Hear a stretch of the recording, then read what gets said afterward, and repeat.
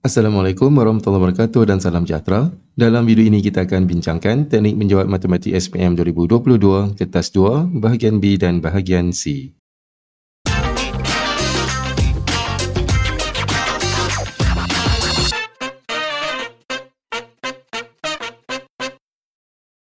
Dalam video kali ini kita akan bincangkan soalan dari negeri Perak. Kita lihat soalan yang pertama, iaitu soalan nombor 11. Pelajar 11 menunjukkan sebahagian daripada graf bagi fungsi kuadratik fx sama dengan a kurungan x tolak p kurungan x tolak q dengan keadaan p lebih kecil daripada q. Titik R ialah titik maksimum bagi graf fungsi kuadratik tersebut. Soalan A, hitung nilai p, q dan juga a. Baiklah, di sini diberi fungsi kuadratik kita adalah a kurungan x tolak p kurungan x tolak q. Kemudian di sini diberi graf, kita dapat bahawa nilai x di sini telah pun ditulis di sini iaitu 2 dan juga 6. 2 dan 6 ini adalah merupakan nilai x ataupun punca bagi persamaan kuadratik ini. Jadi di sini kita dapat tahu bahawa nilai puncanya adalah x sama dengan 2 dan juga x sama dengan 6. Di sini untuk dapatkan nilai p dengan q, jadi p adalah lebih kecil daripada q, maka kita ambil nilai p sama dengan 2 dan nilai q sama dengan 6. Seterusnya adalah a, dan kita lihat a merupakan penentu kepada bentuk graf, sama ada graf itu positif ataupun graf itu negatif. Di sini graf ni berbentuk N, berbentuk masam, jadi a itu adalah bernilai negatif. Jadi jawapan a adalah negatif 1.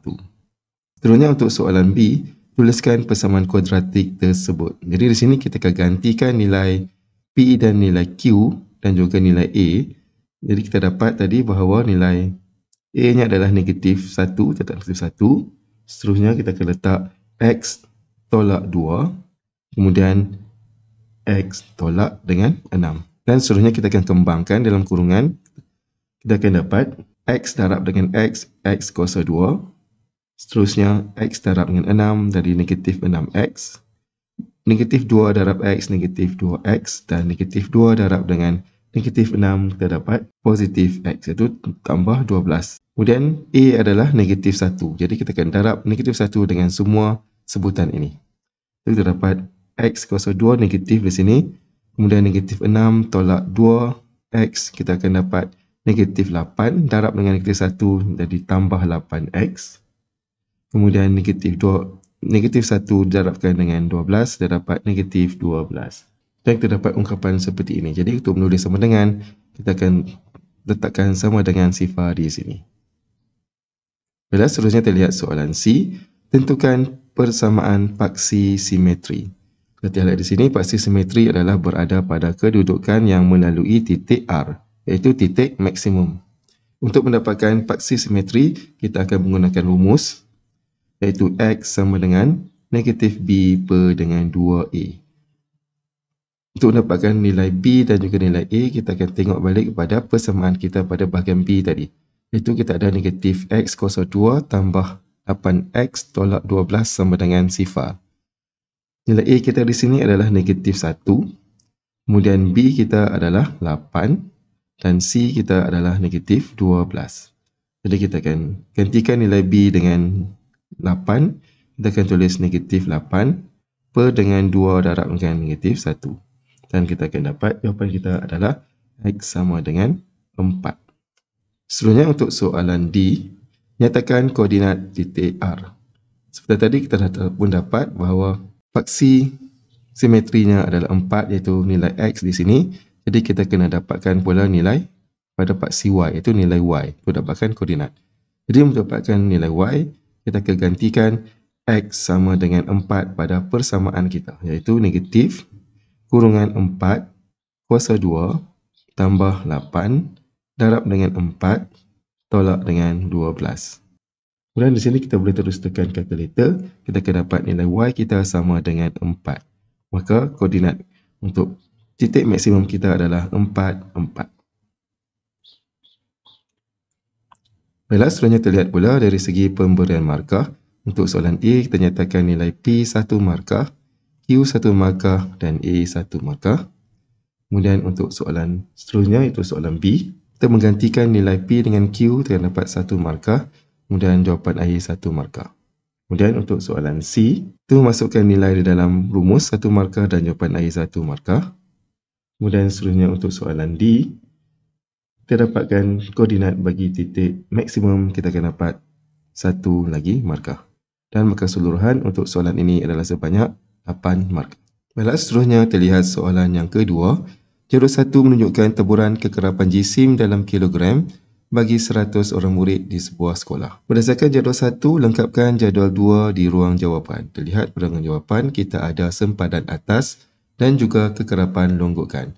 Pertama sekali kita akan isi pada bahagian sempadan atas terlebih dahulu, di mana untuk mendapatkan sempadan atas, kita akan lihat kepada had atas bagi setiap kelas. Di sini had atasnya adalah 39, jadi kita akan tambah dengan 0.5. Dia akan dapat 39.5. Maka yang seterusnya 49.5, 59.5, 69.5, 79.5, 89.5 dan 99.5. Seterusnya adalah bahagian kekerapan longgokan. Untuk mendapatkan kekerapan longgokan, kita akan lihat kembali kepada kekerapan bagi setiap kelas. Untuk kelas yang pertama, kita ada 8. Maka di sini kita akan tulis 8. Kemudian untuk kelas yang berikutnya kita ada 15, kita akan tambah dengan 8 tadi, kita akan dapat 23 dan seterusnya kita akan tambah lagi dengan 20, kita akan dapat 53 dan seterusnya kita akan tambah lagi dengan 27 di sini, kita akan dapat 80. Kemudian kita akan tambah lagi dengan 14, kita akan dapat 94 dan yang terakhir kita tambah lagi dengan 6 dan kita akan dapat 100. Seterusnya terlihat soalan B. Hitung sisihan piawai bagi jisim murid-murid tersebut. Kata kunci di sini adalah sisihan piawai. Untuk mendapatkan sisihan piawai, kita akan menggunakan rumus sisihan piawai sebagaimana yang telah pun diberi pada bahagian senarai rumus. Pertama sekali untuk mendapatkan sisihan piawai, kita akan dapatkan nilai min terlebih dahulu, iaitu x bar sama dengan sigma fx per dengan sigma f. Jadi di sini kita akan ambil kekerapan didarabkan dengan titik tengah masing-masing. Kita akan bermula dengan 8 darab dengan 44.5. 8 44.5 tambah dengan 15 darab dengan 54.5 tambah dengan, kemudian kita bahagi dengan jumlah kekerapan yang ada, iaitu 100. Untuk mendapatkan jawapan ini, kita akan terus tekan kalkulator. Jadi sebelum kita tekan kalkulator, kita akan buat dulu langkah pengiraan untuk mendapatkan nilai sisihan piawai, iaitu sigma sama dengan punca kuasa 2 bagi sigma fx kuasa 2 per dengan sigma f ditolakkan dengan x bar kuasa 2. Sini kita akan masukkan nilai-nilainya terlebih dahulu.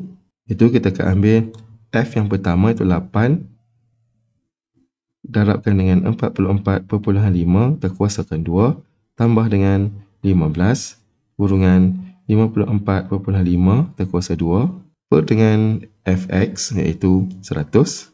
Kemudian kita akan tolak dengan min kuasa 2.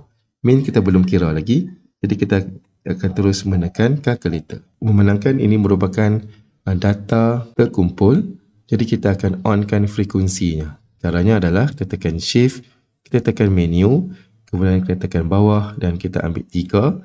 Kemudian frekuensi kita on, kita tekan 1. Dan kita terus tekan menu, kita tekan 6. Kemudian kita tekan 1.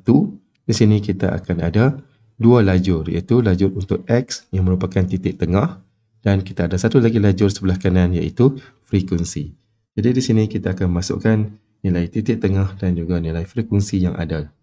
Pertama sekali kita akan masukkan nilai X kita yang pertama iaitu di tengah 44.5, kita tekan sama dengan 54.5 sama dengan 64.5 sama dengan 74.5 sama dengan 84.5 sama dengan dan 94.5 sama dengan. Seterusnya kita akan pergi ke lajur yang kedua, itu lajur frekuensi. Kita masukkan frekuensi yang pertama iaitu 8 sama dengan 15 sama dengan 30 sama dengan 27 sama dengan 14 sama dengan, dan yang terakhir 6 tekan sama dengan. Dan untuk mendapatkan jawapan, kita katakan option dan kita katakan 3. Dan di sini kita akan dapat nilai min kita di sini itu pada baris pertama, iaitu kita akan dapat nilai min kita di sini sama dengan 68.7.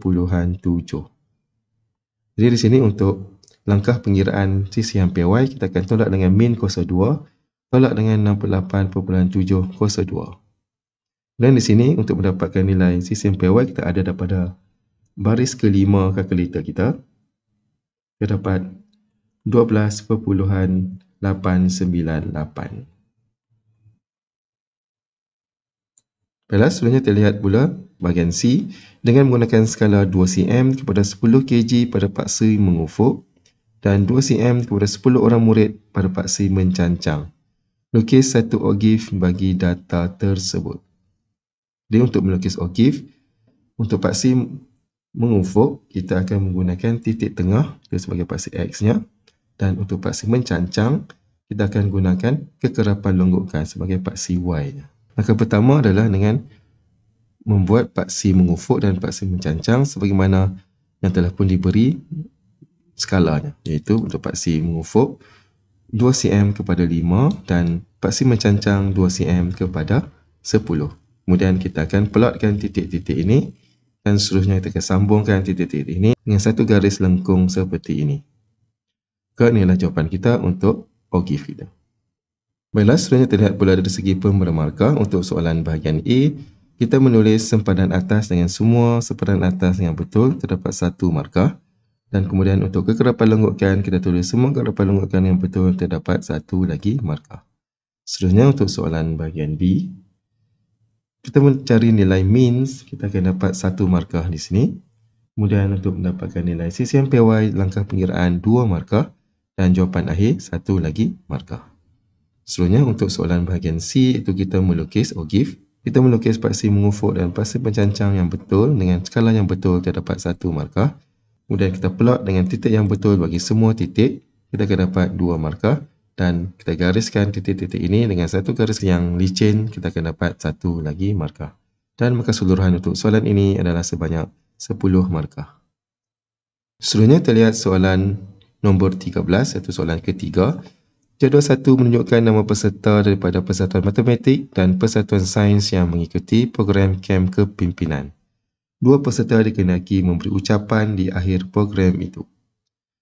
Soalan A, seorang peserta dipilih secara rawak daripada Persatuan Matematik dan seorang lagi dipilih secara rawak juga daripada Persatuan Matematik. Soalan 1 Roman, senaraikan semua kesudahan peristiwa yang mungkin bagi peristiwa itu. Pada di sini kita akan dapatkan peserta dari Persatuan Matematik sahaja. Kita lihat di sini, Persatuan Matematik terdiri daripada Aziz, Samuel, Kishan, Nabila dan juga Patricia. Di sini kita akan ambil seorang daripada Persatuan Matematik, kemudian yang kedua juga daripada Persatuan Matematik. Jadi di sini kita akan menggunakan short form untuk nama-nama mereka seperti A, S, K, N dan juga B. Baiklah, pertama sekali, senaraikan A, kemudian S. Seterusnya, A dengan K, kemudian A dengan N, dan A dengan B. Kemudian, kita ambil S pula. S kita dengan K, kemudian S dengan N, kemudian S dengan B. Selepas itu kita ambil pula K, K dengan N, kemudian K dengan B, kemudian yang terakhir sekali kita ambil N dengan B. Jadi ini adalah senarai kesudahan peristiwa yang mungkin bagi peristiwa ini. Seterusnya untuk soalan 2 Roman, cari kebarangkalian seorang peserta lelaki dan seorang peserta perempuan dipilih. Jadi di sini kita ada 2 orang perempuan dan 3 orang lelaki, di mana pemilihannya adalah mesti lelaki dan perempuan. Jadi di sini kita ada A dengan N, iaitu lelaki Aziz, dan Nabila perempuan, iaitu Kita akan tulis A dengan N, kemudian A dengan B. Kemudian kita juga boleh pilih pasangan S dengan N, kemudian S dengan B, kemudian K dengan N, dan juga K dengan B. Jadi di sini kita ada 6 pasang. Jadi kita akan perkan dengan jumlah ruang sampel yang ada pada urangan atas tadi, iaitu kita ada 10. Jadi kebarangkalian adalah peristiwa per dengan ruang sampel, kita ambil 6 per dengan 10. Ataupun kita boleh ringkaskan, kita akan dapat 3 per 5. Seterusnya, soalan bahagian B. Seorang peserta dipilih secara rawak daripada kumpulan lelaki dan seorang lagi peserta dipilih daripada kumpulan perempuan. Soalan 1. Senaraikan semua kesudahan peristiwa yang mungkin dalam ruang sampel ini. Baiklah, kali ini dia melibatkan kumpulan lelaki dan kumpulan perempuan pula. Jadi dia akan juga melibatkan persatuan sains, iaitu Ilyas sebagai E, Jiwei sebagai J, Christine sebagai C dan Marsha sebagai V. Jadi di sini kita akan ambil lelaki dahulu, kemudian baru kita ambil perempuan. Jadi kita akan ambil A dengan N, A dengan B, A dengan C, kemudian A dengan V. Kemudian kita ulangi dengan mengambil Samuel, iaitu S, dengan N, S dengan B dan seterusnya sampai kepada Jiwei. Jadi kita akan tulis ruang sampel kita seperti ini.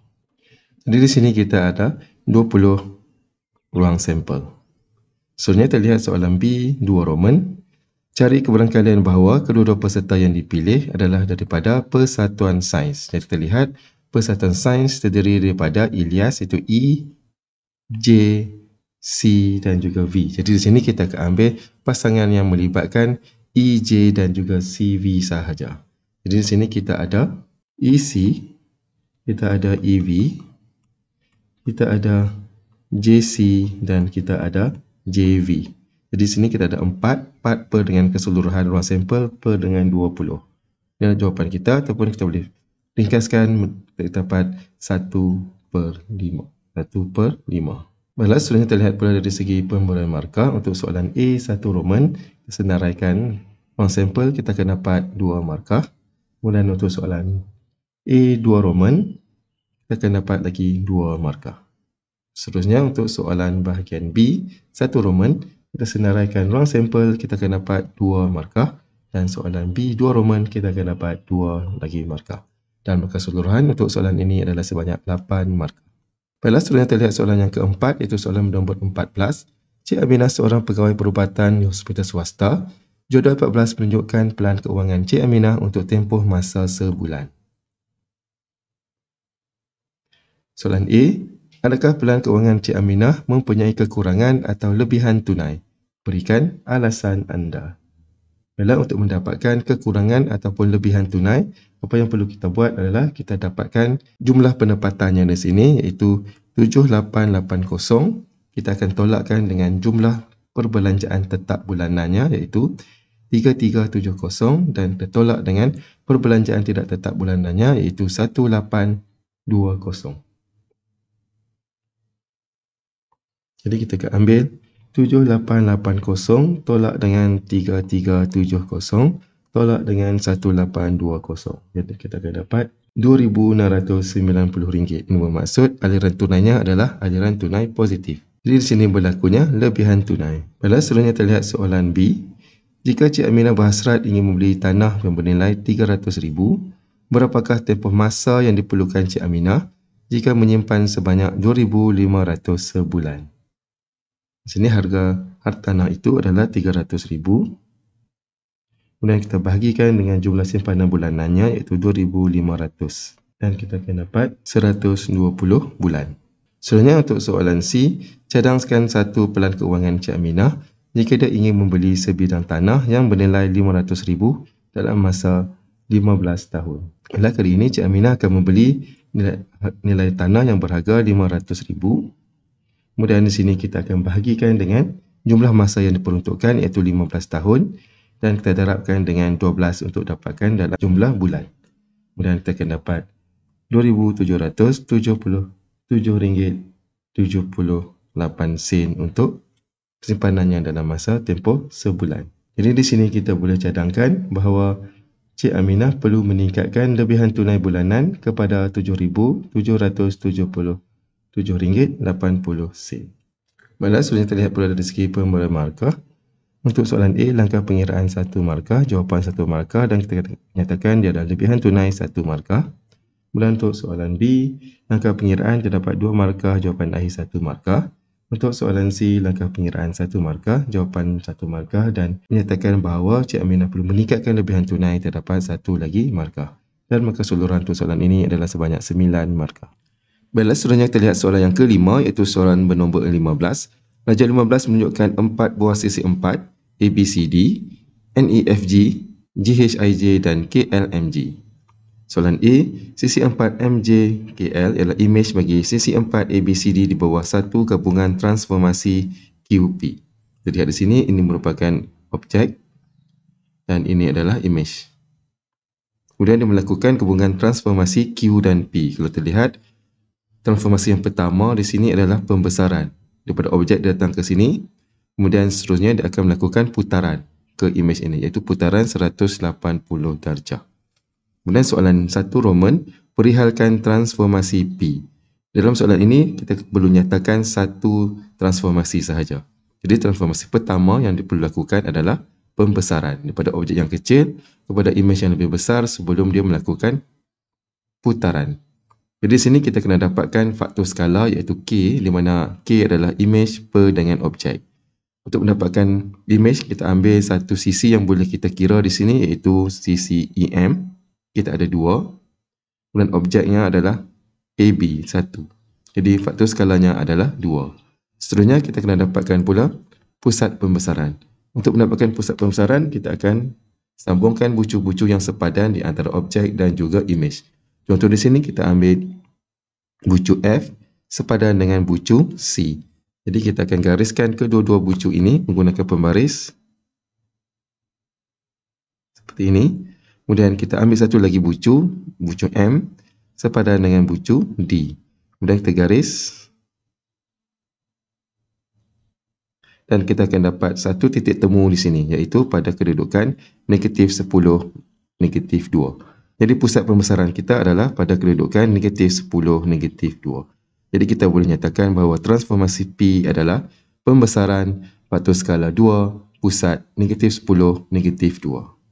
Seterusnya kita lihat soalan A2 Roman, perihalkan satu transformasi tunggal yang setara dengan transformasi QP.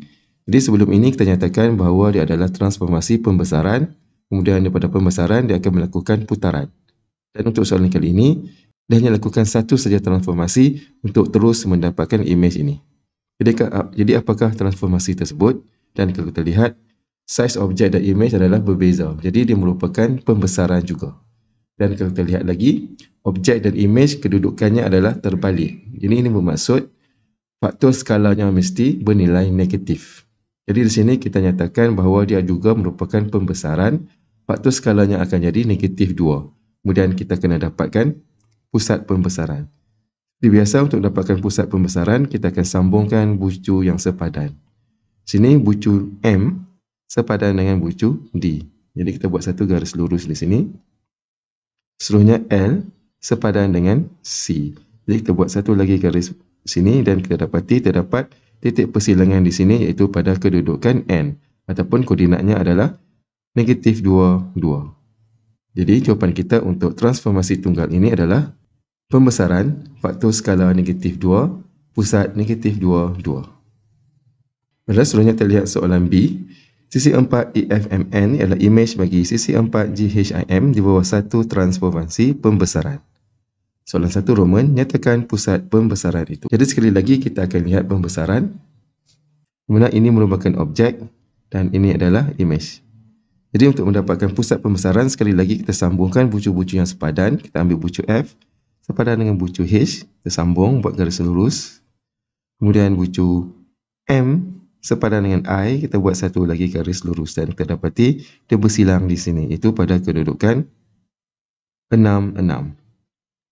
Jadi jawapan kita untuk soalan ini adalah pada pusat 6, 6. Soalan B2 Roman, jika luas sisi 4 GHIM ialah 12.5 cm persegi, Cari luas bagi sisi 4 EFMJ. EHIM ini merupakan objek dan EFMN ini adalah merupakan image. Jadi kita akan terus menggunakan rumus image, iaitu luas image sama dengan K02 didarabkan dengan luas objek. K02 kita adalah 202 darab dengan 12.5 dan kita akan dapat luas image kita adalah 50. Baiklah, seterusnya kita lihat pula dari segi pemberian markah. Untuk soalan A1 Roman, pembesaran 1 markah, nilai K 1 markah dan pusat 1 lagi markah. Untuk soalan A2 Roman, pembesaran 1 markah, pusat 1 markah dan faktor skala 1 lagi markah. Kemudian untuk soalan B1 Roman, dinyatakan pusat pembesaran 1 lagi markah. B2 Roman, langkah pengiraan 2 markah dan jawapan akhir kita 1 lagi markah. Dan keseluruhan untuk soalan ini adalah sebanyak 10 markah. Baiklah, seterusnya kita masuk pada bahagian C. Di mana dalam bahagian C kita ada 2 soalan, kita hanya perlu jawab 1 soalan sahaja. Kita lihat soalan kita yang pertama untuk bahagian C, iaitu soalan bernombor 16. Di mana dalam Expo Convocation terdapatnya Ferris wheel di sini. Kita lihat soalan A1 Roman, sekiranya gondola yang berada pada kedudukan X bergerak ke kedudukan Y, uraikan transformasi yang berlaku. Baiklah, sekali lagi kita ada soalan transformasi adalah soalan yang berbeza. Dalam kedudukan X di sini dia melakukan putaran sebab Ferris wheel adalah putaran. Dia akan putar ke Y di sini. Jadi kita kena nyatakan pusat putaran, darjah putaran dan juga arah putaran. Di sini arah putaran kita adalah ikut arah jam. Kemudian pusat putaran di sini adalah pada titik O di sini. Terusnya kita akan dapatkan darjah putaran. Bagaimanakah untuk mendapatkan darjah putaran? Di sini kita akan bilang berapakah gondola yang ada pada Ferris wheel ini. Itu di sini 1, 2, 3, 4, 5, 6, 7, 8, 9, 10, 11 dan juga 12. Jadi kita akan ambil 360 bahagi dengan 12 dan kita akan dapat 30 darjah. Jadi jarak di antara gondola adalah 30 darjah. Kemudian daripada X ke Y, kita bilang 1, 2, 3, 4, 5. Kita ada 5. Jadi 5 darab dengan 30, kita akan dapat 150 darjah. Jawapan kita adalah putaran 150 darjah ikut arah jam pada pusat O. Baiklah, seterusnya soalan 2 Roman. Dia beri panjang OX ialah 8 meter. Kita lihat sini, OX adalah jari bagi Ferris wheel ini. Sekiranya gondola pada kedudukan Y bergerak semula ke kedudukan X mengikut arah putaran jam, hitung jarak dalam meter yang dilalui oleh gondola itu. Baiklah, kita start ataupun kita mula daripada Y, kemudian dia akan berpusing sampai ke X.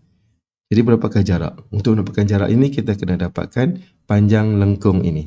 Di sini kita akan menggunakan rumus panjang lengkung bulatan, iaitu 2 pi J. Kemudian kita kena dapatkan sudut yang dicangkum daripada Y ke X ini. Di sini. Jadi di sini kita akan ambil 360 dan ditolakkan dengan 150 tadi. Jadi sudutnya adalah 210 per 360 darabkan dengan 2 darab dengan pi, itu 22 per 7 dan darabkan dengan jarinya 8. Dan kita akan dapat 29.33 meter. Kemudian dari segi pemberian markah untuk soalan bahagian A, dinyatakan putaran 1 markah, arah 1 markah dan pusat 1 lagi markah. Kemudian untuk soalan A2 Roman, langkah pengiraan 2 markah dan jawapan akhir 1 lagi markah. Dan kita akan dapat 6 markah bagi pecahan soalan A. Seterusnya terlihat soalan bahagian B. Untuk menaiki permainan roda Ferris tersebut, pengunjung perlu membayar caj yang telah ditetapkan, iaitu seorang kanak-kanak dan seorang dewasa masing-masing adalah RM4 dan RM12. Azman membawa 7 orang ahli keluarga termasuk dirinya untuk mencuba permainan tersebut. Jumlah keseluruhan caj yang dibayar oleh Azman ialah RM52. Dalam 1 Roman, bentukkan 2 persamaan linear daripada situasi di atas. Jadi kita ada dewasa dan kanak-kanak seramai 7 orang. Jadi kita akan ambil X tambah Y sama dengan 7. Di mana X ini kita akan gantikan sebagai kanak-kanak dan Y ini adalah dewasa. Kemudian dari segi charge, kita nyatakan 4X tambah dengan 12Y bersamaan dengan RM52. Kemudian untuk soalan B, 2 Roman, hitung bilangan kanak-kanak dan bilangan dewasa dalam kumpulan azman tersebut. Penggunaan kaedah metrik adalah tidak dibenarkan. Jadi di sini kita tidak boleh menggunakan kaedah metrik kerana telah ditegah di dalam soalan. Untuk menjawab soalan ini, kita akan menggunakan kaedah penghapusan. Pada di sini kita ada dua persamaan iaitu X tambah Y sama dengan 7. Seterusnya 4X tambah 12Y sama dengan 56. Untuk menggunakan kaedah penghapusan, kita kena samakan perkali bagi pemboleh ubah kita. Di sini kita ada perkali X di sini 1 dan sini adalah 4X. Jadi kita akan hapuskan X. Jadi kita akan darabkan persamaan pertama kita dengan 4 untuk samakan perkali X.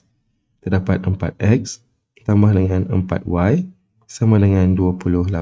Ini adalah persamaan ketiga kita. Jadi kita boleh hapuskan X dengan kita ambil persamaan kedua, tolak persamaan ketiga.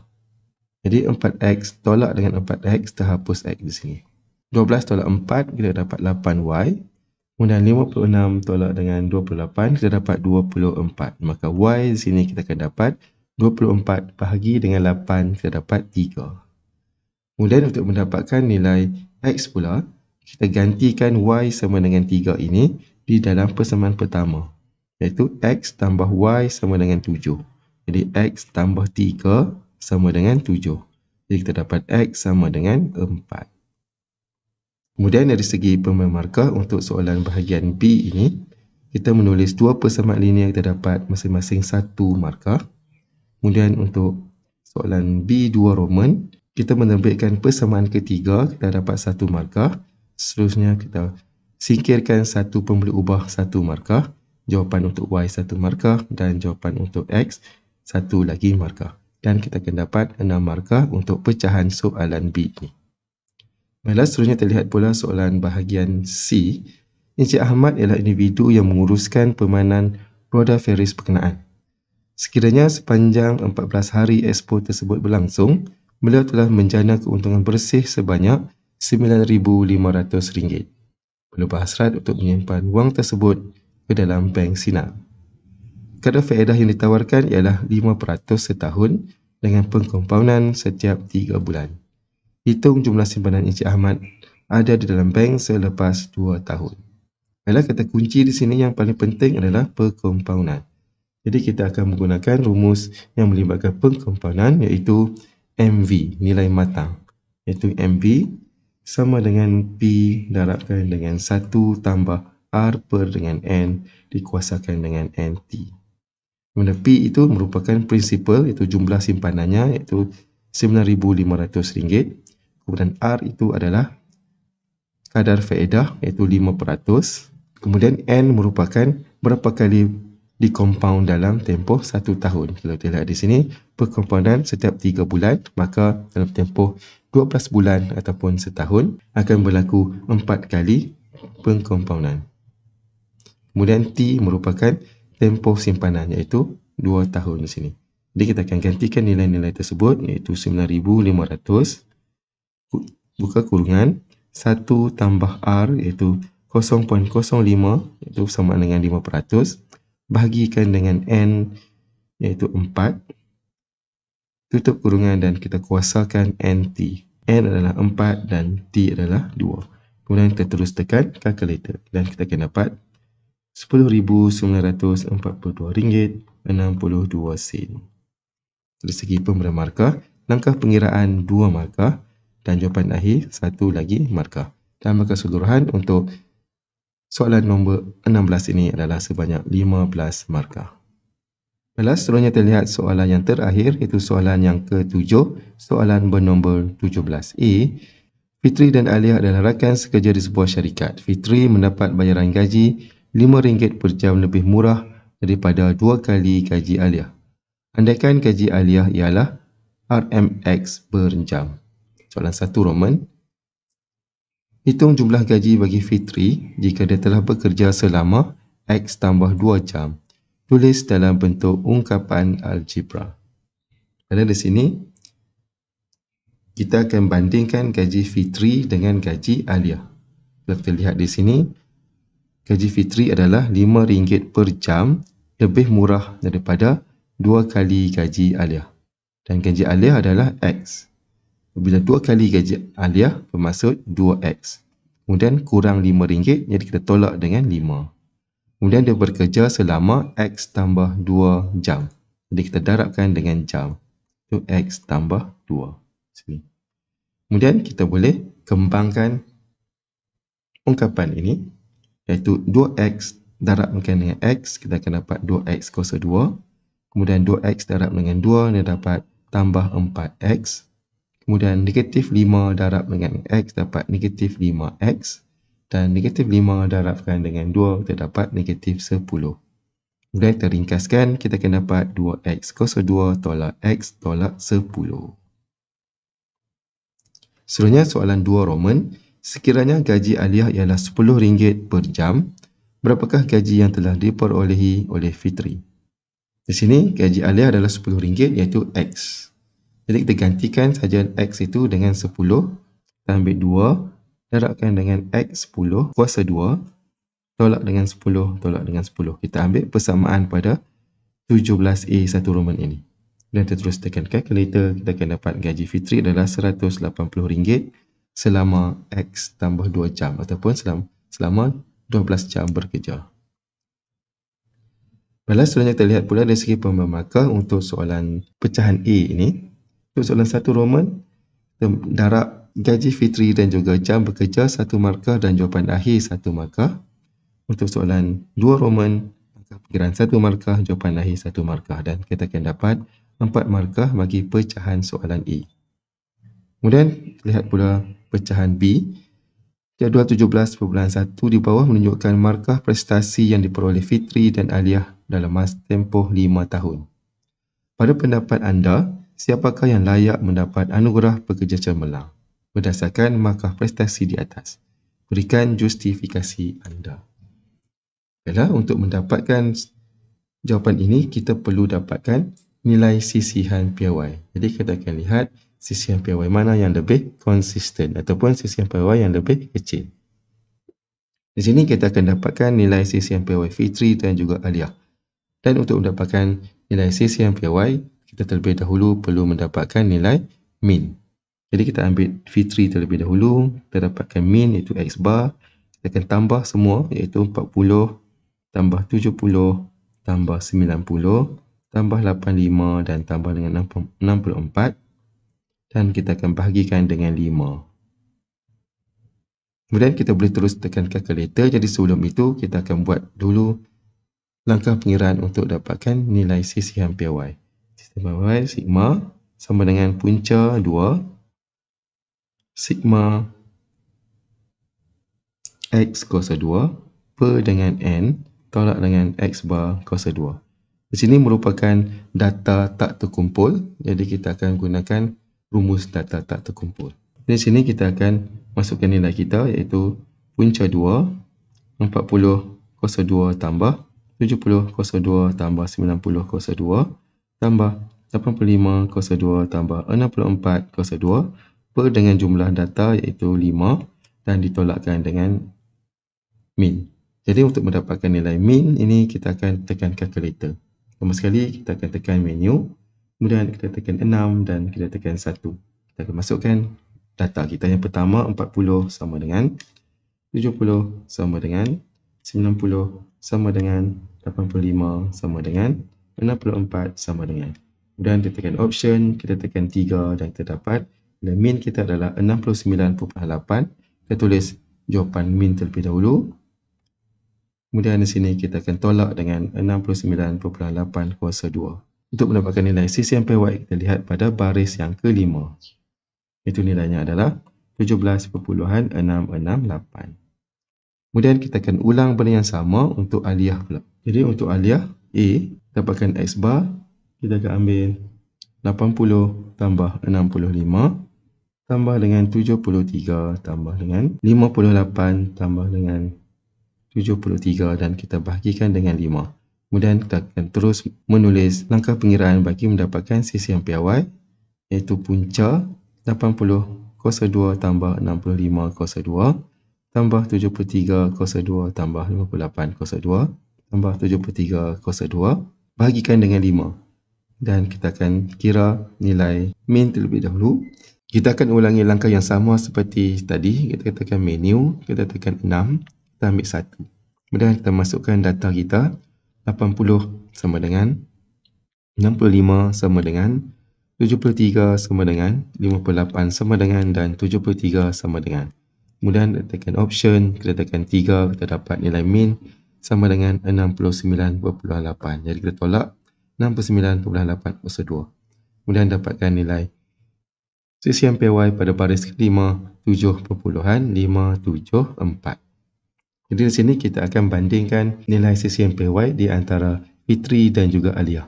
Dan kita dapati bahawa nilai CCM PY bagi Aliyah adalah lebih kecil berbanding Fitri. Jadi di sini kita akan pilih Aliyah. Justifikasinya kerana nilai CCM PY-nya lebih kecil, maka dia lebih konsisten. Baiklah, sudah terlihat pula dari segi pemberian markah untuk soalan pecahan bahagian B ini. Kita mendapatkan min iaitu langkah pengiraan 1 markah dan jawapan 1 markah. Kemudian kita mendapatkan nilai CCM PY dengan menggunakan rumus yang sesuai 2 markah dan jawapan akhir masing-masing Fitri dengan Aliyah itu kita akan dapat 1 markah. Kemudian kita memilih Aliyah beserta dengan justifikasinya 1 lagi markah dan kita akan dapat 6 markah bagi pecahan soalan ini. Baiklah, sebenarnya terlihat soalan bahagian C. Aliyah punya pendapatan tahunan sebanyak RM53,700 pada tahun 2021 dan telah mendermakan sebanyak RM400 pada badan kebajikan yang diluluskan oleh kerajaan. Kemudian di sini dia ada senarai pelepasan cukai. Kita lihat soalan, hitung cukai pendapatan yang perlu dibayar oleh Aliyah bagi tahun tersebut dengan mengambil kira rebat cukai sekiranya layak. Jadi pertama sekali untuk mendapatkan cukai pendapatan, kita perlu dapatkan pendapatan bercukai. Untuk mendapatkan pendapatan bercukai, kita kena ambil pendapatan tahunan, tolak dengan pengecualian cukai, iaitu derma ini sebanyak RM400, kemudian kita tolak pula dengan pelepasan cukai. Pelepasan cukai ini kita akan tolak dengan RM9,000, kita tolak dengan RM7,000 sebab dia ada hadnya, kemudian kita tolakkan dengan RM2,700 dan kita tolak dengan RM4,500. Jadi kita ambil RM53,700 tolak dengan 400 tolak 9,000 tolak dengan 7,000 tolak dengan 2,700 tolak dengan 4,500. Jadi kita dapat pendapatan bercukainya adalah RM30,100. Seterusnya kita akan semak jadual yang berikutnya, iaitu banjaran pendapatan bercukai. Pendapatannya di antara RM20,000 sehingga RM35,000. Di sini kita akan pecahkan pendapatannya. Kita lihat di sini RM20,000 yang pertama dia perlu bayar RM150.